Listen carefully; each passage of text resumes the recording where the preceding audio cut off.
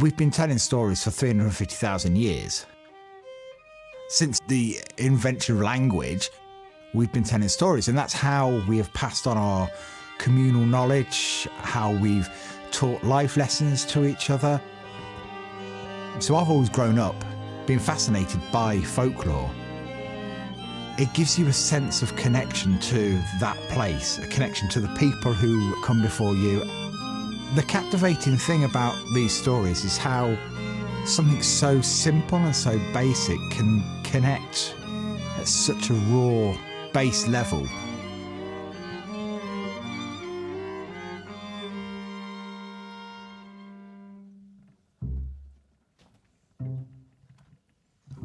We've always told stories. I think there's something really innate in us as human beings to tell stories. Folk stories are, the OG storytelling. These stories that we tell, they're the unexplained, aren't they? It was a very interesting thing. People like to feel that kind of perverse sense of discomfort.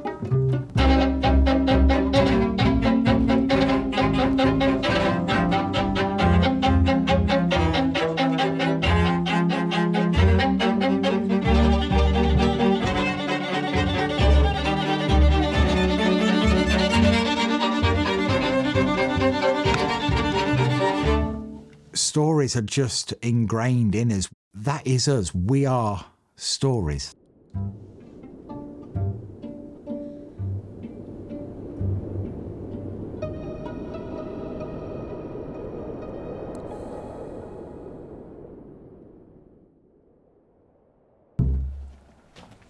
This project has been on the back burner, waiting for the right moment for quite a few years.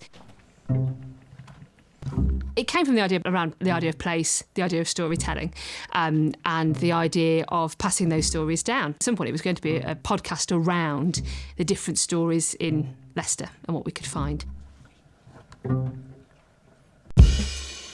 We then took on, I think, what was really good in the grime opera, what we learned and what we enjoyed. That music element is so much about pedestrian that we just knew that we had to bring that into what we were going to do with Telltale Tales. So that's how it grew. What we were looking at with the project itself is that it's about stories of Leicester, either the stories that come from Leicester as a place or stories that have come to Leicester. But what we're aware of as well is that even though there are these well-known stories, there's also other stories that maybe families have, things that are passed down from generation to generation. There are risks of these stories dying out. We don't necessarily verbally storytell in the way that people would have done 100 years ago, 200 years ago. So how can we bring these into a modern time and in a modern media, shaping it so that it's not just a project that we've created, it's a project that has an influence of everybody who's part of it. Everybody's had the same source material, yet the way they've taken that story is completely different. And that was what we wanted as well, was to have those different interpretations of it. So then as soon as we had the Telltale Tales and we're talking about the planning, it's like, actually, where can you go as a researcher to do these kind of projects? Sean's my guy, because he's got a passion about local history as well. He's also got that network and those connections. He was just the obvious person to lead those elements of the project, really. Early days, it was that thing of like conversations around what themes will come out from these stories. When Sean goes off with the young people, what stories will they find? What themes are there? What universal things that unite us all as human beings can we find in these stories? The kind of dusty archives and that type of thing. People sometimes go, that's not really something that I've got any interest in, but actually I think it taps into parts of human interest, like that sense of the unknown, that sense of discovering something that's new. I think with heritage more widely as well, it opens ourselves up to who we've been and where we've come from, but also who we are at the moment. And the stories that are shared with people make a difference to the way in which we view and interpret the world, and also gives us maybe a flavour for where things are going. So I think it's important that heritage continues to be evoked, and I think the fact that Pedestrian have invested in time and resources into a project like Telltale Tales is brilliant, because it gives young people that opportunity to explore this area which they may not be able to do in other ways.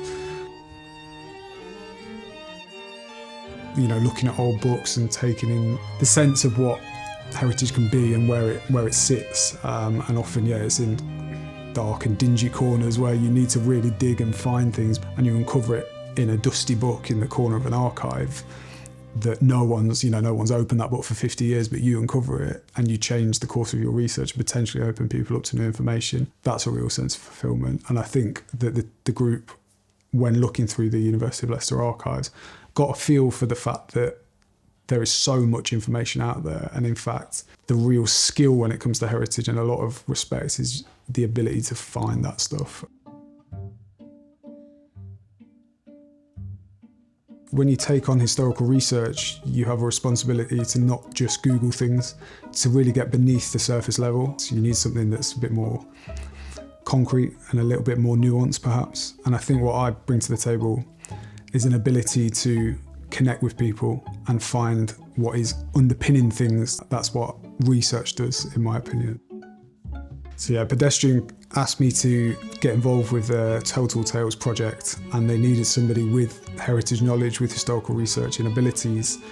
And part of this was going to be working with young people to help them get a feeling for research and a feeling for the heritage industry and working in that space. Where you start from, it's a tricky one, because I knew that this project had multiple facets to it. I knew they wanted to create a graphic novel, a music performance, a dramatic performance. So what I felt was important was to have something that was quite universal, and therefore create a research document that people from different industries can tap into, can refer to.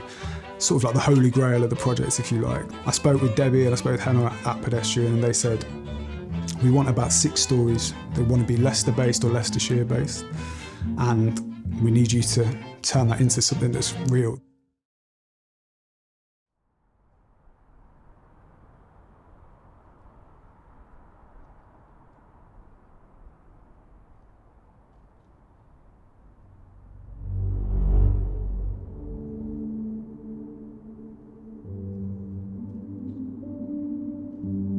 The first story is Black Annis. Black Annis was a witch or a hag rumoured to live in a cave in the Danehills part of West Leicester. There's also stories about her having a tunnel that connected to Leicester Castle. She had a blue face and, like I say, lived in a cave, and there's apparently a woman in West Leicester that claims that the cave is in her back garden. Black Annis is one of those stories in Leicester that a lot of people, if I say Leicester folklore, they'll go, oh, Black Annis. So it's probably the most famous, probably the most concrete Leicester folklore story.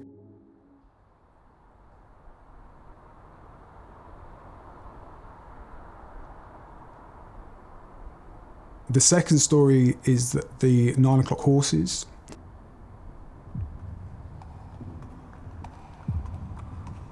And the 9 o'clock horses used to come around about 9 o'clock and help to deal with the sanitation situation in the city.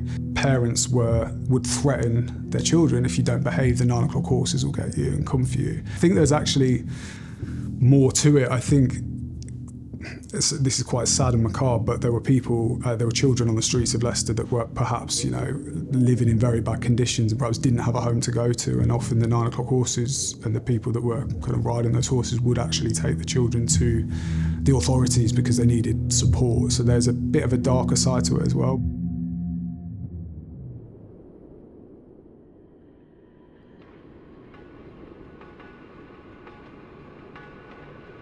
So the third story is Bell the Giant, who I believe had a horse called Sorrel, and he mounted Sorrel at Mount Sorrel, which is just north of Leicester, as many people will know. And then he fell and died, and that was at Belgrave. So Belgrave is named after the Bell the Giant. There's a lot of links to this.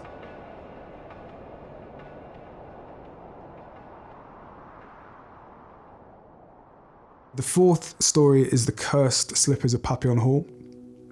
Now, Papillon Hall was a large country house out near Market Harborough, built by the Papillon family, and David Papillon was the head of that family from about the 1730s, I think.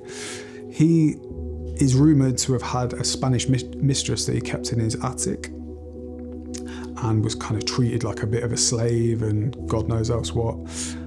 She upon dying, cursed her own slippers, a pair of green slippers, and said that if these slippers ever leave Papillon Hall, terrible things will befall the people both in the hall and the people that remove it. Lo and behold, over the next few years, that's exactly what happened. They were taken to an exhibition at one point. I think someone sold the slippers at some point, and just real anarchy took place in the hall, like hauntings and things being flown about and fires starting and all the rest. So the last two stories are sort of groups of stories rather than specific stories. So when we were researching, we noticed a lot of the halls in Leicester have ghosts. So start with Belgrave Hall, but there's a quite a famous bit of CCTV footage from about 4 a.m. on a rainy and cold night, and you can supposedly see the ghost out on the lawn outside the back of the hall. Braunston Hall's had a strange story over there even the past 20 years. So if you go there now, it's quite a fancy upmarket hotel. But for a number of years, it was completely derelict. One of the things that came out of Braunston was the stories about Braunston Hall and some of the ghosts and the weird goings-on that would be happening there. And then the sixth story, again, it's kind of a group of stories, but we really wanted, Leicester's a very diverse city, people from different cultures and backgrounds. We wanted to bring some of the folklore from these different communities into the project. So we're going to look at some of the stories that have maybe been brought to Leicester rather than been created in Leicester. So we're taking some of the stories from African and Caribbean backgrounds, such as Anansi the spider, and we're also looking to evoke some of the stories from Leicester's Hindu background and set them within the context of Leicester. So I'm going to be presenting the research to the group of creative practitioners that Pedestrian are going to be working with. There's going to be people from all kinds of background there. I'm going to try and put it across in a way that gets them excited about the project, but also makes it clear that we've done this tailored to their needs. They want things that are visual, they want things that are relatable, and they want things that they can turn it really easily into the medium that they specialise in. Good afternoon. Hi. Thank you for coming. It's great to meet you all, see all your faces.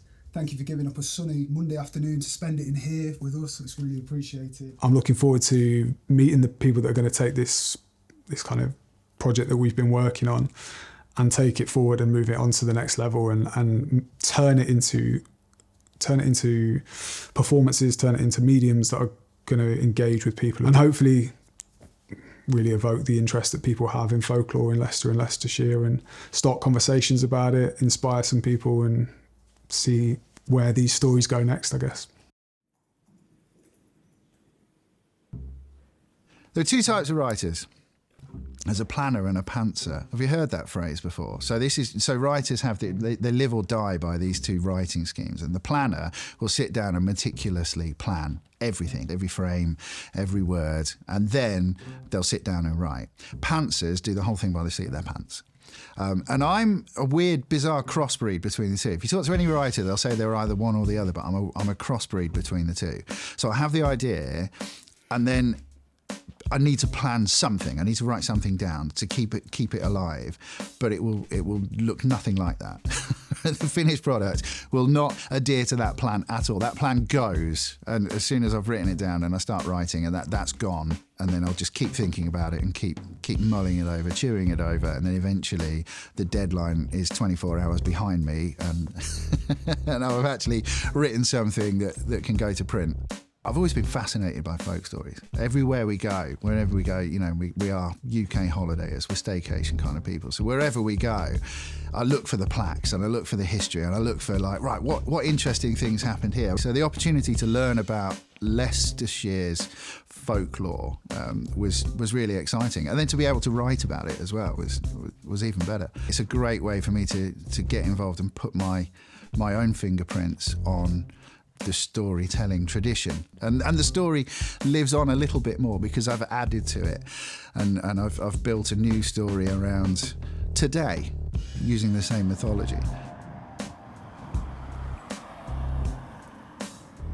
One of the highlights of being an educator and being involved with projects like this is I definitely feel that I contribute in some form or fashion to the next generation. Prior to being an educator, I was a concept artist down in London in the film industry. For me, the biggest part is I'm really into the process. I'm a big fan of knowledge exchange. I've had some really good teachers and mentors in my life, and that really helped me and created some opportunities for me. So I think it's just in my character to just want to share stuff that I know. Being surrounded by a lot of creative people in similar interests feels a little bit more organic, and that's what I really get out of it.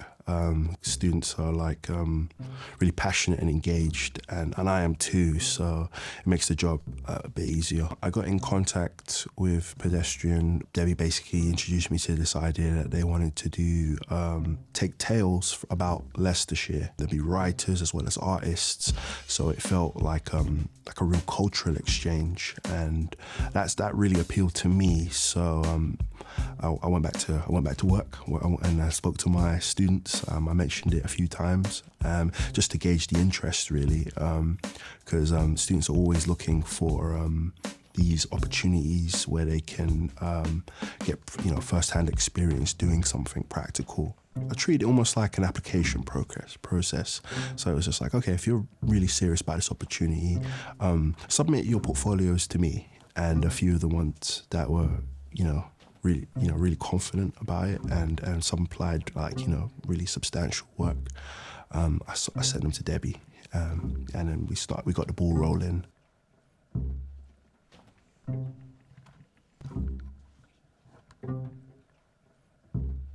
I've been doing digital art for about 7 years, but I've been drawing pretty much my whole life, and I've really always wanted to make my own stories and show people. When I first started doing digital art, I really wanted to push myself out of my comfort zone. When I was told that I have to do the slippers of Apolline Hall, I was actually quite happy because I am very into fashion, and drawing dresses and stuff like that from the 17th century, I thought that was quite interesting. Ola is definitely a lot more comfortable with the digital medium, a lot more expressive in terms of colour, a lot more rounder with her choice of shapes. It's very expressive, and her approach I would consider to be one that's more rooted in terms of her approach to colouring, almost impressionistic, with using washes of colour that build up in terms of vibrancy, almost like approaching things from two different angles. Samir, he's very much what I would call a graphite junkie. So he likes to work with pencil, he likes to noodle and render and model form out of shape. He's very much of a sculptor's approach to describing things. So you're dealing with tone and mass quite a lot. Kind of made his face very gruff, and he seems kind of mean. Very glad I got Belle the Giant. It's really everything I like. That's why, the moment I saw it, they had it in the meeting, I was like, okay, this is the one I want, because it's, giants, giant horses, giant everything, I don't know, medieval, it's everything I wanted, so it's perfect, really. Because normally, before I would have done it traditionally, but I wanted to kind of do the whole thing digitally just to really accustom myself to the digital software and whatnot, because there's always been a bit of a discomfort in digital, so doing a whole comic in digital is a really good way, I think, of just getting used to that, really. When working on the computer and going through a process of refinement, quite often you want to try and capture as much of that traditional energy as possible. I was paired up with a writer through emails, and we spoke about our ideas about the project. I contacted them to kind of go, right, this is what I'm thinking. What does that look like to you? Writers working with artists very much is an iterative process. Initially, I do 6 concept sketches. And actually both artists then sent me some concept sketches of what they thought I was talking about. And I said, yeah, that's absolutely it. Having that conversation with her then made me see those scenes, which I hadn't thought of before. It gave me a sort of a visual of what to write around. I take a lot of time choosing my colors. I'm trying to work within a watercolor style, even though it is digital art. The slippers artwork, it's very beautiful. The colour palette, everything's a bit pastel-y, which gives it this lived-in, washed-out sort of vibe to it, but still retaining its grandeur. These are practices that are rooted in the traditional art theories, and it's something that resonates with us all, as that's quite common with digital artists and in terms of the teaching that I provide.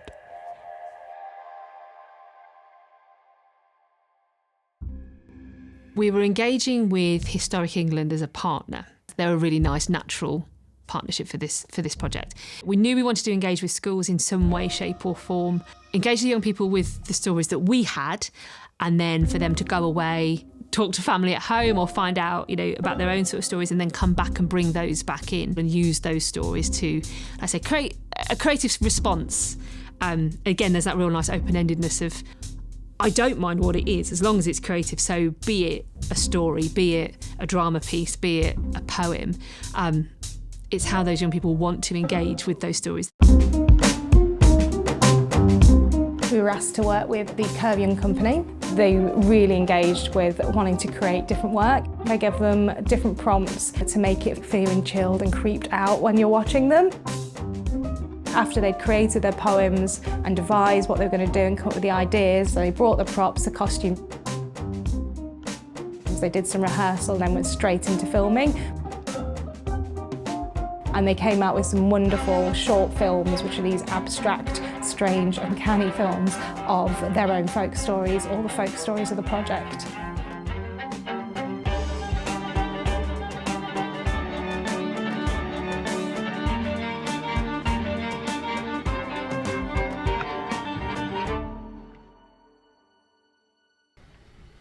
Cold, old, black and blue. So, someone else is here. Cold, old, black and blue. Cold, old, black and blue.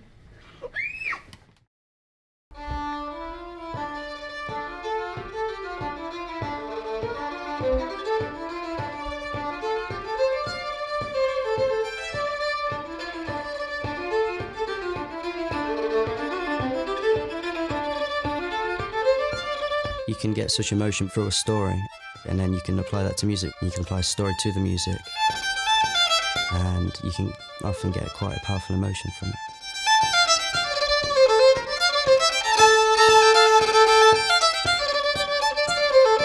Everyone was sort of given their separate stories, so there was like the 9 o'clock horses, there was Black Annis, and there was a couple others, so I picked Black Annis was my chosen one.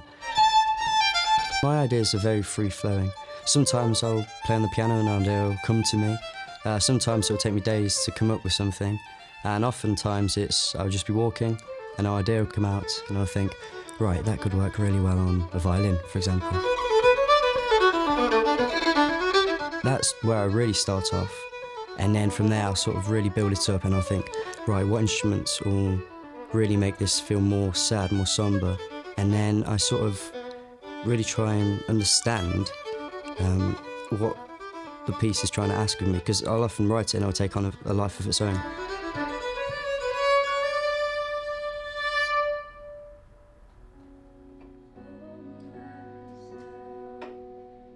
I used to sing in my room and I was always very quiet about it.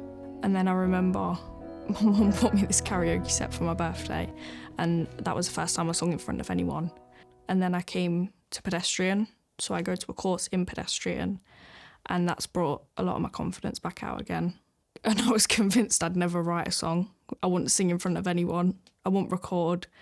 And then after like a few days there, I was fine and I was recording and singing, and just, it was easier because it was a group of people that loved what I loved, so it just worked. And then I'm doing this. So it's my first time performing properly.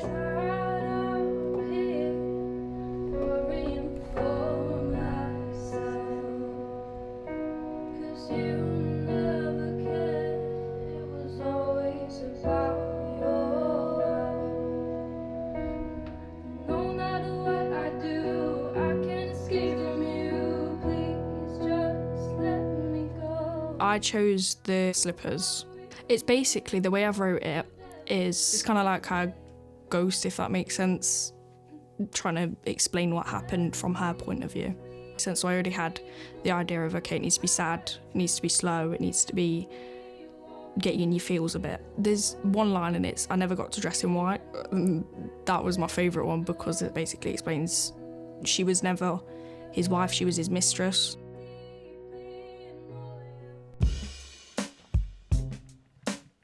I love the way pedestrians do things, honestly. It's all well and good playing at home, you got your instruments, but when you've got more access to like the technology and of socialising as well, I feel it's just a better way to branch out. The story that I chose was the 9 o'clock horses. When I was younger, like with my mum, all I'd been mentioned about is obviously I was one of those kids, mess about, sort of try and see how long I could stay up. I just wasn't a good child at bedtime and my mum hated it. I did the story about the 9 o'clock horses and like terrifying me, if I'm being honest. My granddad sat me down and said, if you don't go to sleep, the 9 o'clock horses are going to come. And I was petrified, so I never messed around at bedtime ever again. So it's just sort of stuck with me. I heard them bring it up and thought, I'll do that one. People have different interpretations of how things play out. So to portray it in my own way, I get my idea of the 9 o'clock horses across. We got given a whole bunch of tall tales and it had all information about it. So what I've done is with this information, I've just sort of read it all out, put like effects on it. So I've sort of spun it and used it for myself.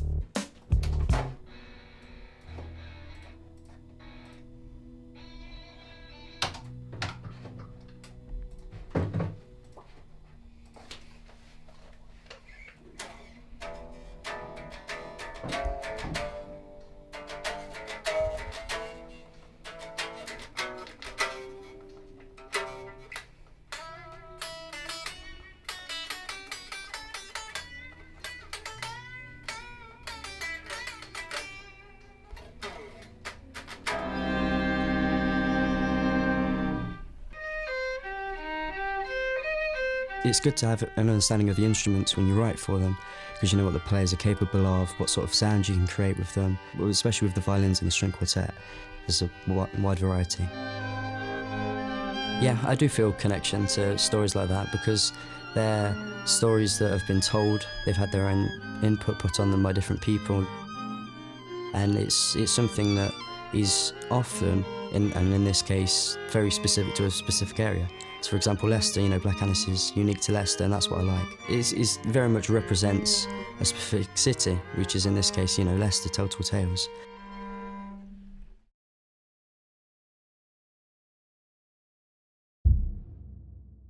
So when we were trying to find a space as well, we wanted something that had that kind of ghostly feel, but also there's an element of juxtaposition about it, which I really like as well. So we did look at Belgrave Hall, but it was a little bit too small for what we wanted. So we were thinking, well, what can we find that's like Belgrave Hall, but bigger, which is where we came across Bow Manor Hall.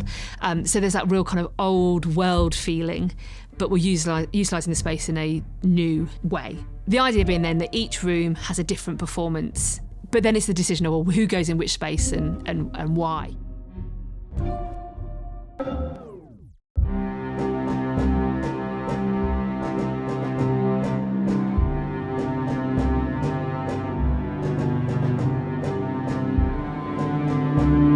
This place here, Bow Manor Hall, has its fair share of ghost stories. One of the stories in the Tell Tales collection is about ghosts of the Great Halls in Leicestershire. The great steps that go up to the stained glass window. And you can see how wonderful it is for brides to come down the stairs and get pictures in front of that lovely stained glass window. But when all the attention is focused on the bride coming down the stairs, it is said that if you look up onto that top balcony, you'll see a lady in grey stood there sobbing.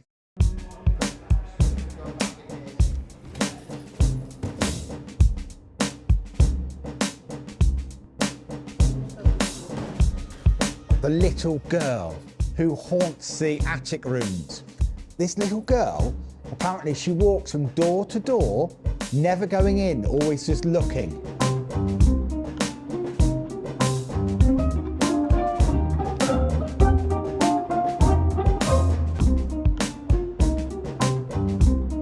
Down in the cellar, you'll see there's a silent disco going on today, but it is said that there's a cavalier soldier, and he wanders the cellars.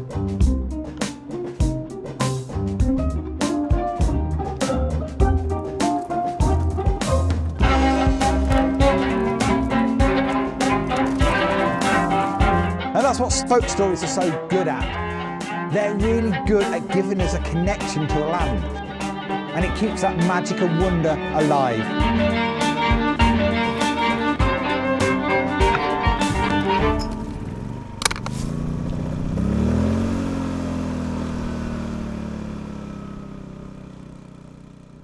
My name is Tom the Tale Teller, and I am delighted to welcome you to this event. So you'll see today there's dance, there's music, there's this graphic novel that's been produced, keeping Leicestershire folk tales alive and reinterpreting them in different mediums. I'm Asa. I've been making a song with pedestrian for a good few months now, and it's about the 9 o'clock horses.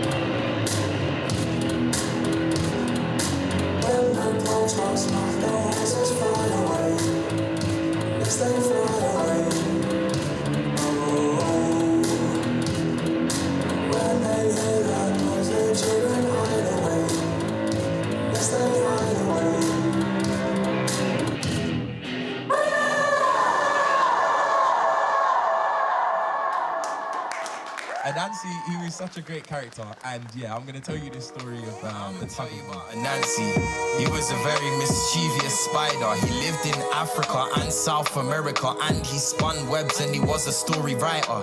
He loved fun and he was always up to mischief, and if you want a story, well then he would provide one.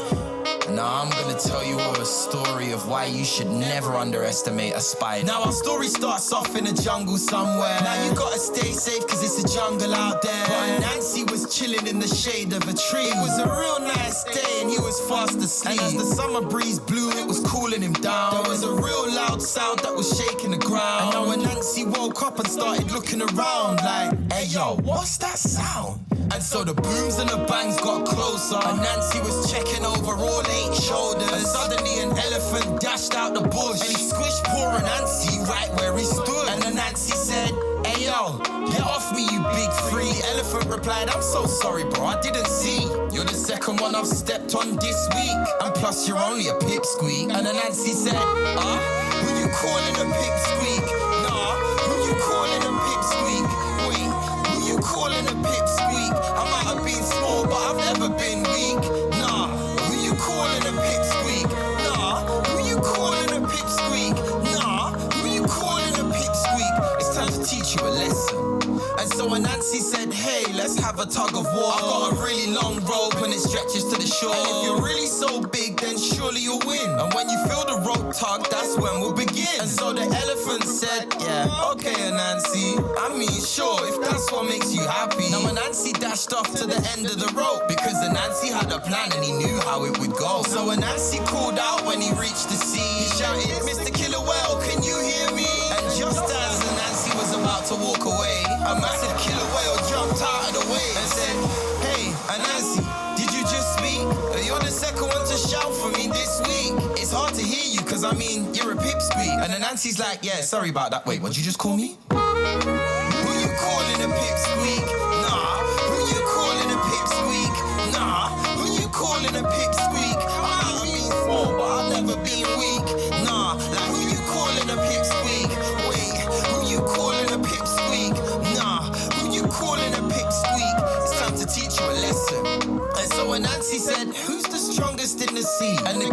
replied, well, it's obviously me. And so Nancy said, I'm not so sure.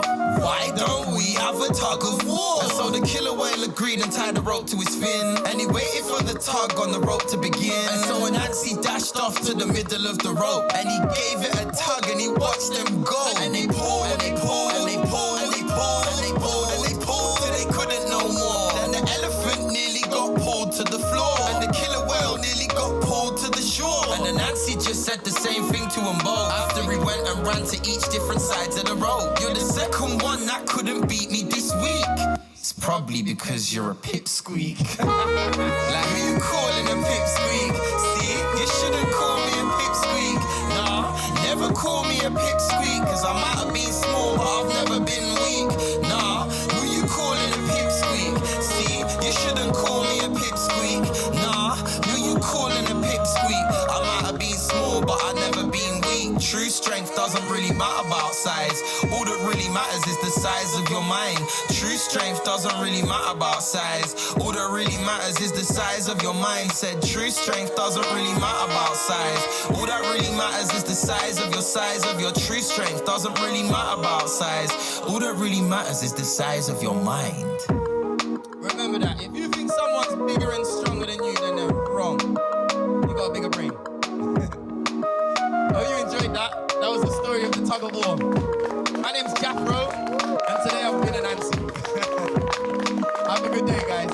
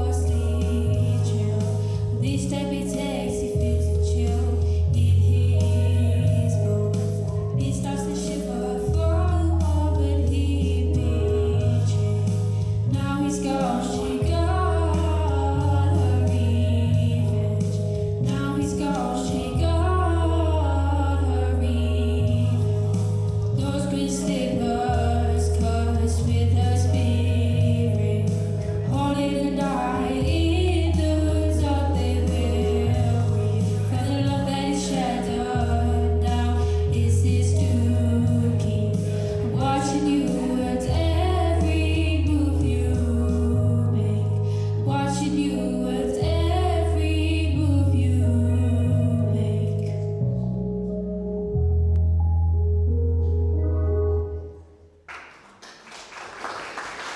Thanks.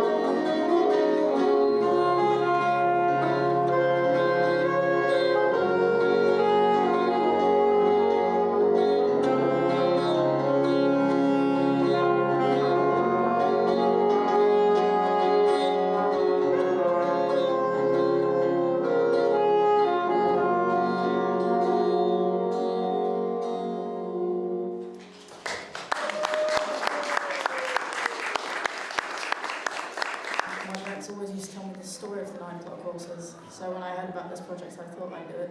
So I hope you enjoy the track.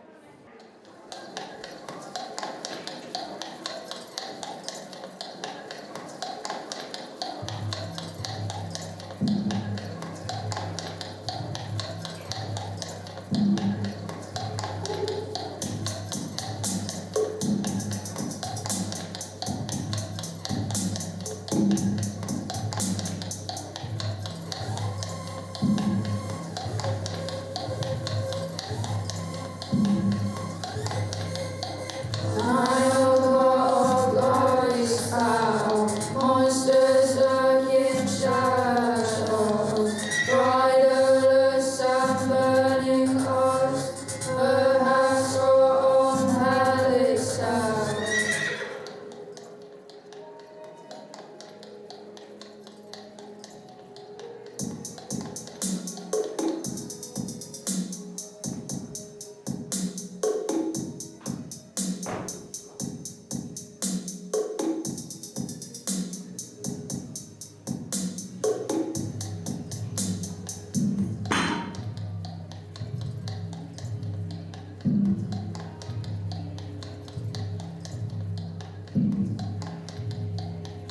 Burden and powerless, they have transformed.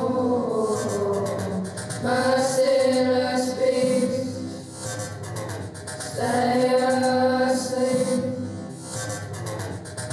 With torches time, be always. Be prepared and warned, fear is upon you tonight.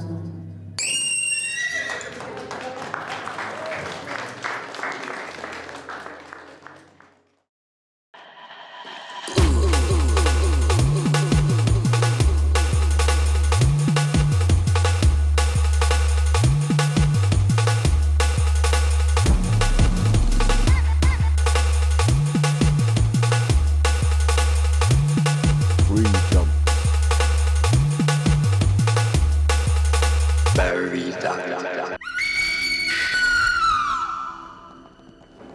Hello everybody, we're about to play the Black Annis suite that I composed. This is with Beck, Davide, Harry, Jaya and Foss. This story is about Black Annis, some of you may know. She's a witch that was supposed to have lived in Leicester and haunted Dane Hills. Supposedly shapeshift into a black cat and skin children, kidnap them, that sort of thing, terrorise people. And this suite is supposed to tell her story. The beginning starts out with the point of view of the children, so very sad, and then as the piece progresses you get more about Black Annis and her actual self and her thoughts. So yeah, I hope you enjoy.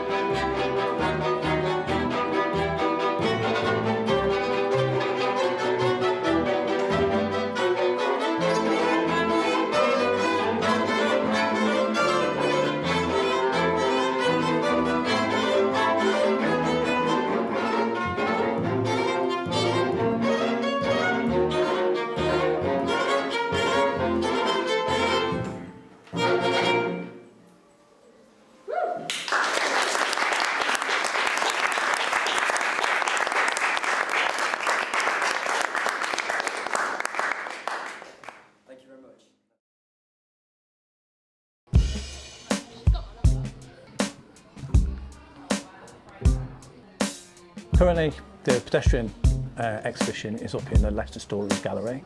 Leicester Stories Gallery has been in Leicester Museum for about 3 years now. We're trying to tell a story about the development of Leicester and all the incredible things that happened to the city over the last 70 years. And part of that story is a story about activists, young people, community groups, charities, and we're trying to tell their story in a temporary exhibition space, which we call the People Space, and that's where the pedestrian exhibition's on currently. Well, pedestrian, long-standing, sort of well-respected youth organising, charity, artistic, creative organisation in Leicester, so we're always happy to try and showcase the work of our colleagues working in the creative industries, but also they work with young people. Young people, they don't have as much of a voice in the cultural world as some other groups do, especially ordinary working class kids. And so we're really keen to help young people have their voice and to express themselves creatively as well.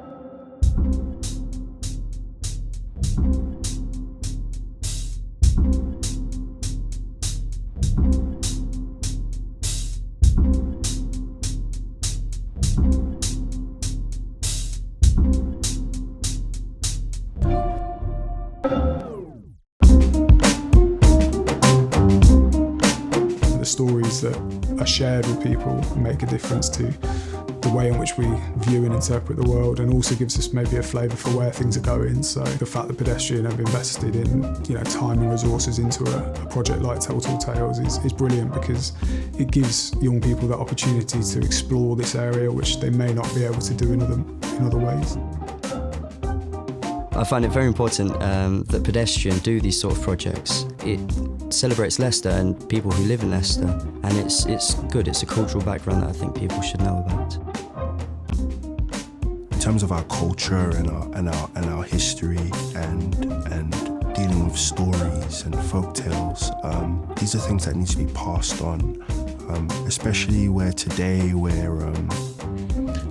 I feel like we're more and more spending our time looking at our phones and looking at screens, and we're losing a sense of almost heritage. And I feel like it's important that these things carry on, particularly with young people.